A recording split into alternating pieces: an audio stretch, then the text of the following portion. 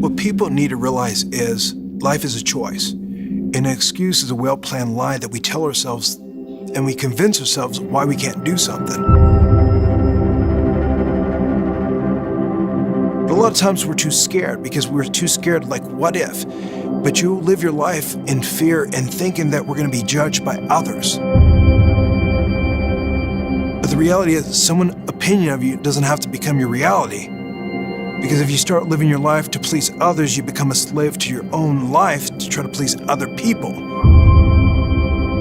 It took me many years to accept who I am and to be okay with who I am.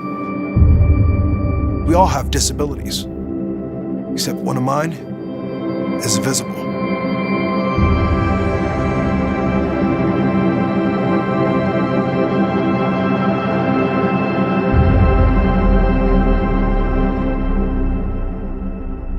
When I transitioned to high school, I really didn't think about my career and stuff like that. I just had big dreams to be a football star.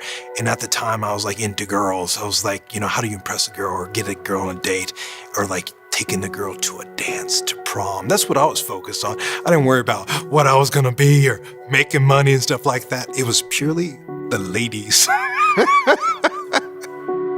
I remember it was August 17th, 1998. I was headed to football practice, and I remember it was a 1984 Buick Skylark. I had a rebuilt transmission in there, and I remember I paid $1,000 for it. I had a furry, steering wheel and, dice in the mirror, and I had a hula girl on my dash, and I always play the radio so loud with the subwoofers that the hula girl would dance for me. Her name was Jasmine.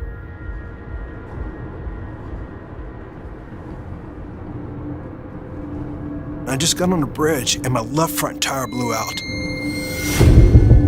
And it pulled me to the right, so I pulled to the left.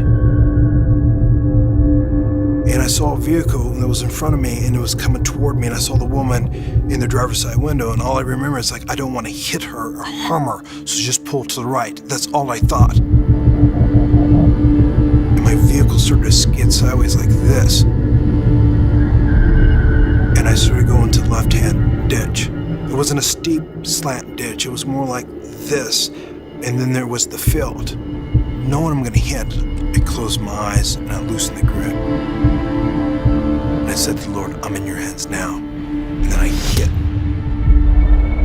My vehicle started to roll. And as it was rolling, I could hear the shattering glass and the crashing metal. And as it was rolling, it rolled 5.5 times. And it actually ejected me out of the driver's side window, and in midair, my own car hit me in the back.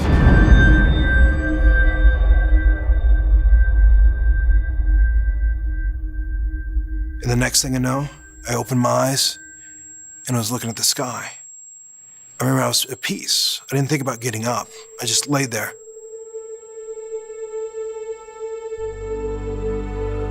But all of a sudden, people started appearing about 20 feet from my feet, just all down on that end. And there was actually an officer to my side. I wasn't in pain or nothing like that. They put the chest brace on, the neck brace, and they put me on that hardboard back thing just to put in the ambulance. And I remember I was at peace. I didn't feel pain, but when I got to the hospital, that's when the pain started to really set in, and it was torture. The next thing I know, I woke up with my mother by my side, and the doctor just came in, and he bluntly told me that my football days were over and I would never walk again. And I realized that life is about to change.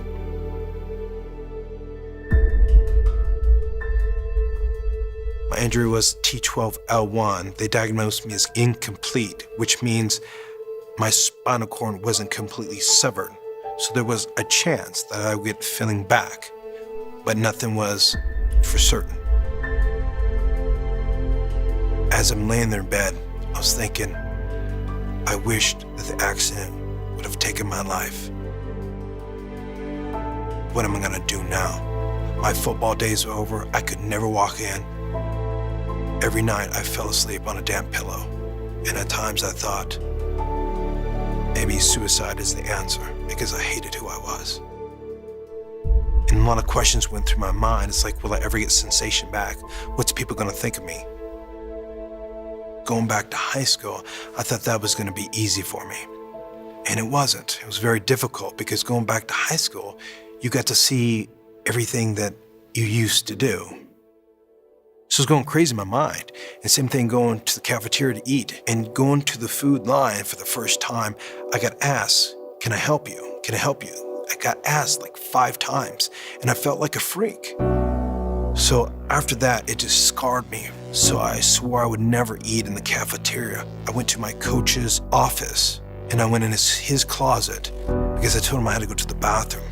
The reality was, I just sat alone and ate my food real quick so I could hide from everybody. I gained so much weight. My weight went up to 300 pounds. How do I change? How do I transform my life? Because going back to the weight room, I realized I couldn't do squats, deadlifts, power cleans, all that stuff was gone. But then I realized the one thing I could be was stronger than everybody in the bench press. Regardless if I couldn't feel nothing from the waist down, it was time to change. What's the one thing you gain from losing everything? And it's a perspective. Because then it wasn't about if my glass was half empty or half full. I was just grateful that I had a glass. I waited 1 year and there was a competition. It was December of 1999. And I eventually dropped my weight down from 300 pounds to the 190s. It was like 195, 197. And that weighed me, the kid in my division was the second heaviest. He bench pressed 265 pounds. And when he was done, I wasn't trying to be cocky or anything like that. I was just confident. And I said, just leave the weight on. I need to warm up. I ended up pushing up 350 pounds. I broke the school record by 75 pounds. And then from then, I realized it wasn't about winning, but it was making it about a statement that it can be done. In school, I did all these powerlifting competitions, and I won.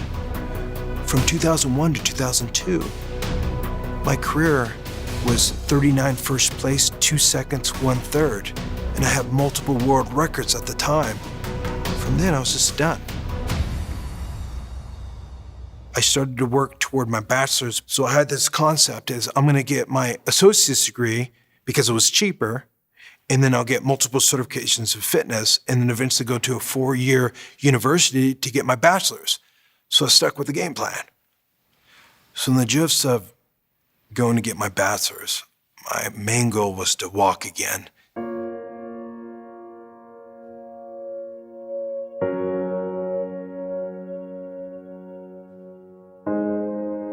I did endless hours working on myself through rehabs of my legs, walking on treadmills to the best of my ability, standing up, kneeling down, doing all this exclusive rehab.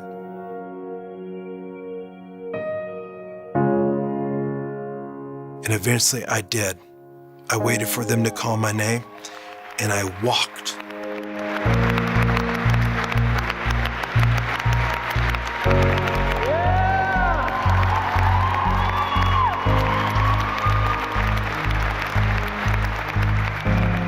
And I got my diploma. And as I was walking to my diploma, I pointed to the audience and looked. And that was pointing to my mom, saying, "This is for you, for believing in me."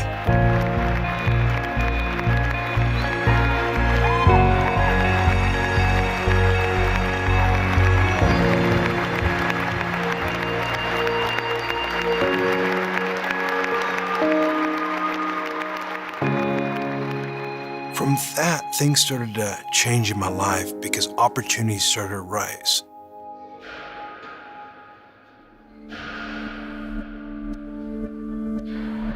It was at the fall of 2005, I had this urge because I was done with college. I was thinking, I wonder if they have bodybuilding for people in wheelchairs. So I Googled it and I barely found anything. And I was like, oh, there's a show. It's the 2006 NPC Wheelchair Nationals. I was like, I'll just compete. I don't know nothing about bodybuilding, but hey, I'll figure it out. So that's what I did. That night, I ended up losing. It was a different vibe than I ever thought. I'm like, I don't lose. But that night, afterwards, something snapped in me. I was so amazed with the sport because I saw these guys that were worse off than me that weren't completely shredded. And then my perspective changed. I told the guys, I was like, this is amazing. The world needs to know about this. I started to build the main website, which was wheelchairbodybuilding.com. And then from that, I realized that there needed to be a pro show. But it was never done before. So I pursued that and I pushed that concept to the highest organization there is the NPC and IFBB, and I got approved for it. And eventually I met Bodybuilder.com and they wanted to be the title sponsor of the show. Not only that, but they decided to sign me as an athlete back in 2008. And from then my life changed because doors opened up because I got to work the expos from the LA Fitness Expo to the Arnold Sports Festival to Germany as well as Vegas for the Olympia. And being in all these places, I met some amazing individuals, even like my dance partner, and she introduced me to wheelchair ballroom dancing, and that led to opportunities where we got to compete against the best wheelchair athletes in the country and eventually becoming the #1 USA wheelchair ballroom dance couple that actually got to do special performances for Arnold Schwarzenegger, for Dancing with the Stars, for fundraisers, as well as Pope Francis. So being with such an amazing company like Bodybuilder.com and having the opportunity to actually open the doors to be able to give me a chance to not just tell my story, but also to give back, to impact, to inspire, and to make a difference.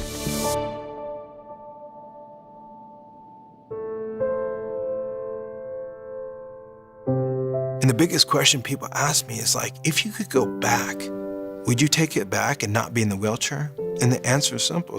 No, I wouldn't take it back. Because at the day of my accident, I realized I was given a gift, and that gift was a second chance at life, because I look at life at a different perspective. So if you focus on what you can do versus what you can't do, and you just make it happen, you don't think, you just do, great things will happen. It took me many years to accept who I am and to be okay with who I am. And the reality is, most people in life is not okay with who they are, and they don't accept who they are.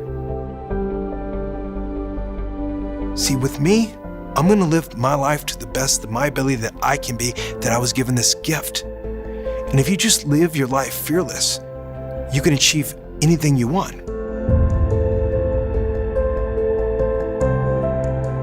So the reality of life is you have a choice.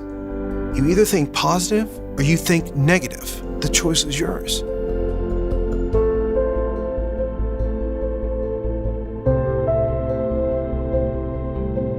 So if you want to be the best you can be, just follow your dreams, accept who you are, understand what you love to do, and just educate yourself, become the best you can be, become a master of who you're destined to be, and then you can show the world what you're made out of.